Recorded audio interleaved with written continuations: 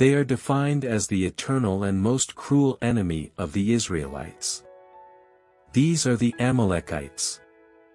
The story of the Amalekites begins with an unbelievable timing along with the Israelites. After all, Esau, Jacob's brother, is Amalek's grandfather. And perhaps this is also the reason that during biblical history they were there fighting the Israelites and the kingdoms of Israel.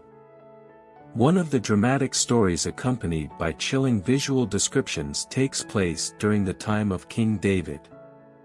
The story that seems to become present, after all history repeats itself, however, it was written 1,000 years ago, in Samuel 1 chapter 30.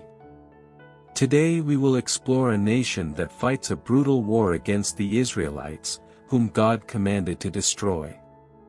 And more than that, we will explore the verses that predict today's war. Let's begin. Amalek was declared the eternal enemy of the people of Israel from generation to generation, and the people of Israel were commanded to exterminate them, until their final disappearance. God commands Amalek's destruction 3 times in the Bible.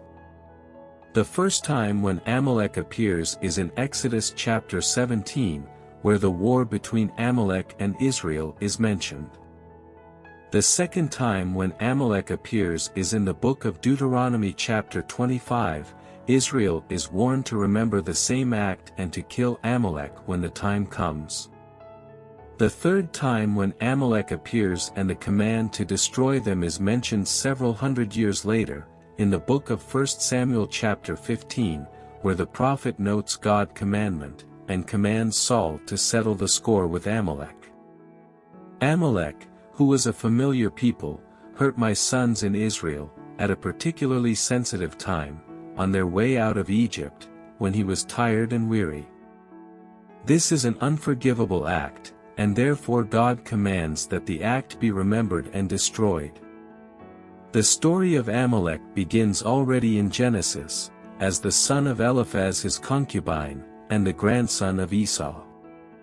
His descendants were among the nomads of the desert and wandered there to the south and east of the land of Israel. From there they emerged, mounted on camels, into the settlement territory for plundering raids. During Exodus, the Amalekites lived in the Sinai and Negev deserts and were the first to fight Israel. But the Israelites struck Amalek with a powerful blow. The war of the Amalekites against the Israelites began as a defiance of the Israelites' faith in God, and also against the miracles he performed to bring them out of Egypt.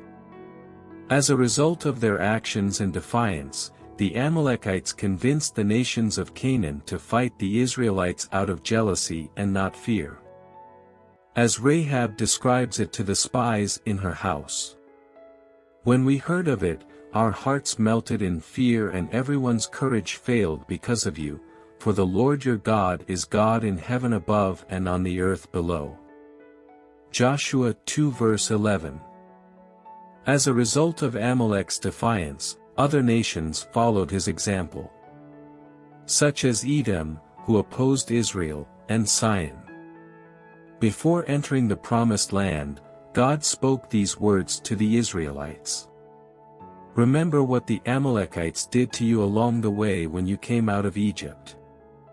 Deuteronomy 25 verse 17. Therefore, God orders the destruction of the seed of Amalek.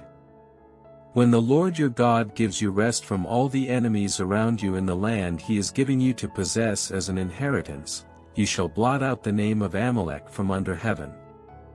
Do not forget. Deuteronomy 25 verse 19. This is why God commanded the Israelites 3 things when they entered the land. They should create a king for them. They should build the temple. And they should destroy the memory of Amalek. During the period of the Judges, the conflicts between the people of Israel and the Amalekites continued. When Saul built his kingdom, he was commanded by God through the prophet Samuel to go to war and destroy Amalek. This is what the Lord Almighty says, I will punish the Amalekites for what they did to Israel when they waylaid them as they came up from Egypt. 1 Samuel 15 verse 2. However, Saul spared Agag, the king of the Amalekites, and the best of the cattle and sheep, which cost him his kingdom since it was against God's will. After that, another war with Amalek is described, but strangely it sounds like today's war. The story in which it is said that the Amalekites raided Ziklag, the city where David stayed in the land of the Philistines, they burned houses, and captured women and children. When David and his men return to the city of Ziklag, tragically, they find the city burned and empty from everything they left behind.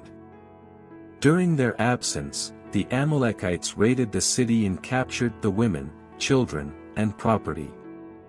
David and his men reached Ziklag on the third day. Now the Amalekites had raided the Negev and Ziklag.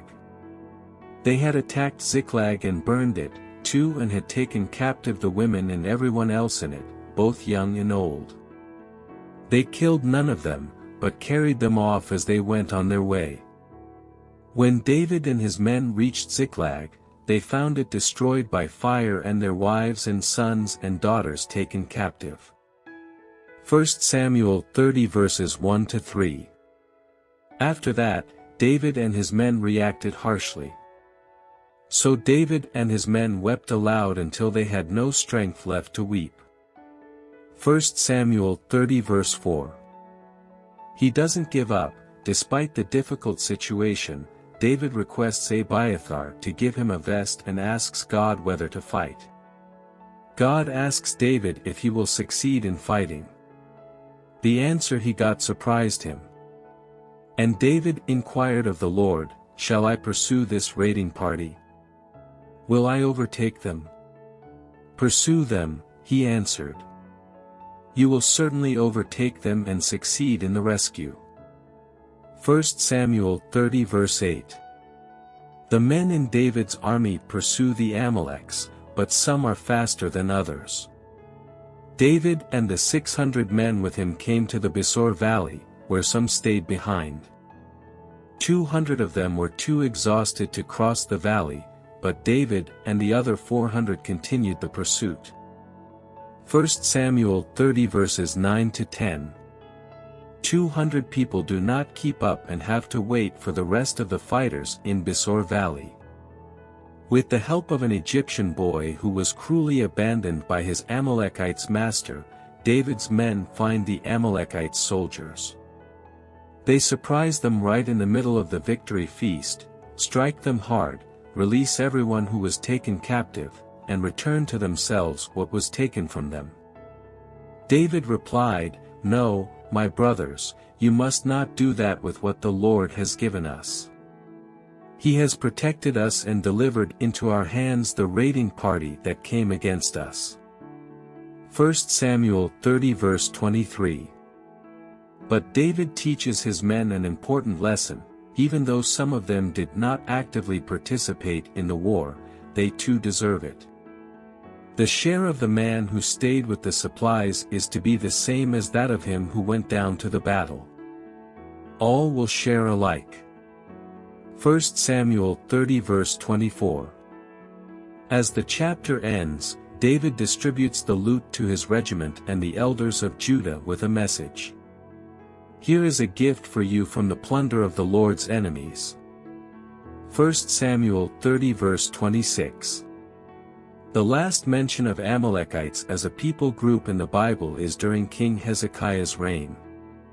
And 500 of these Simonites, led by Pelatiah, Neariah, Rephaiah and Uzziel, the sons of Ishi, invaded the hill country of Seir. They killed the remaining Amalekites who had escaped, and they have lived there to this day. 1 Chronicles 4 verses 42-43. We hope you learned something new today.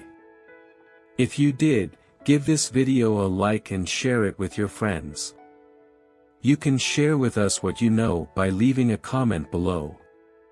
And don't forget to subscribe to our channel for more informative and entertaining content. Thank you so much and see you next time.